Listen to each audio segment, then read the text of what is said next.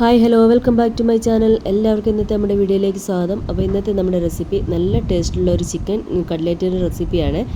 അപ്പോൾ ഇത് തയ്യാറാക്കാനായിട്ട് ആദ്യം തന്നെ ഒരു കിഴങ്ങ് കുക്കറിൽ വേവിച്ചതിന് ശേഷം ഇതുപോലെ നന്നായിട്ട് ഒന്ന് ഉടച്ചു കൊടുത്ത കിഴങ്ങിലേക്ക് ഒരു മീഡിയം ടൈപ്പിലുള്ള സവാള ചോപ്പ് ചെയ്തത്, ഒരു പച്ചമുളക്, ചെറിയ കഷ്ണം ഇഞ്ചി, ഇത് മൂന്നുകൂടെ ചോപ്പ് ചെയ്ത് ചേർത്ത് കൊടുക്കുക. ശേഷം അതിലേക്ക് ഉപ്പും മഞ്ഞൾപ്പൊടി ഇട്ട് വേവിച്ചെടുത്ത ചിക്കൻ കഷ്ണങ്ങൾ, എല്ലില്ലാത്ത ചിക്കൻ കഷ്ണങ്ങളാണ്. അപ്പോൾ അത് ഒന്ന് മിക്സിയിൽ ജാറിലിട്ട് ഒന്ന് അടിച്ചതിന് ശേഷം അതിലേക്ക് ചേർത്ത് കൊടുക്കാം. പിന്നെ ആവശ്യത്തിന് ഉപ്പ്, മുളക് പൊടി, ഗരം മസാലപ്പൊടി, കുറച്ച് മല്ലിയില ഉണ്ടെങ്കിൽ അതുകൂടെ ചേർത്ത് കൊടുത്ത് നന്നായിട്ട് മിക്സ് ചെയ്യാം. മിക്സ് ചെയ്തതിന് ശേഷം വെള്ളമൊന്നും ചേർത്ത് കൊടുത്ത് മിക്സ് ചെയ്യേണ്ട ആവശ്യമില്ല. ആ കിഴങ്ങിൽ തന്നെ ചെറിയൊരു വെള്ളത്തിൻ്റെ അംശമുണ്ട്. അപ്പം വെള്ളത്തിൻ്റെ ആ ഒരു അംശം കൂടുതലാണെന്നുണ്ടെങ്കിൽ ഒരു 1-2 സ്പൂൺ അരിപ്പൊടി ഉണ്ടെങ്കിൽ അത് ചേർക്കുക. അല്ലാന്നുണ്ടെങ്കിൽ ബ്രെഡ് ക്രംസ് ആയാലും ചേർത്ത് നന്നായിട്ട് ഉരുട്ടുന്ന രീതിയിൽ നന്നായിട്ടൊന്ന് മിക്സ് ചെയ്തെടുക്കാം.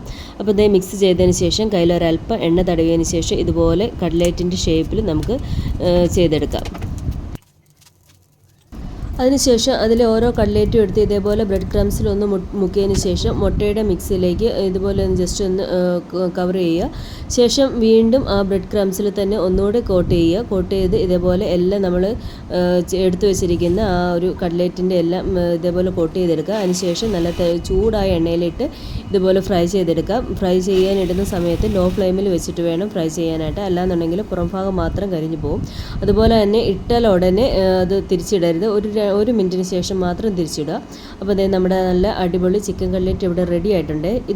ഇത് ചൂടോടെ കഴിക്കുന്നതിലും നല്ലത് ഒന്ന് തണുത്തതിന് ശേഷം കഴിക്കുന്നതാണ് എനിക്കിഷ്ടം. എന്നാലാണ് അതിൻ്റെ ആ നമ്മൾ കടയിൽ നിന്നൊക്കെ മേടിക്കുന്ന ആ ഒരു ടേസ്റ്റും ആ ഒരു മണമൊക്കെ എനിക്ക് തോന്നിയിട്ടുള്ളത്. അപ്പോൾ എല്ലാവരും ഇതൊന്ന് ട്രൈ ചെയ്യാൻ മറക്കല്ലേ. അടുത്ത വീഡിയോയിൽ കാണുന്നവരേക്കും ബൈ.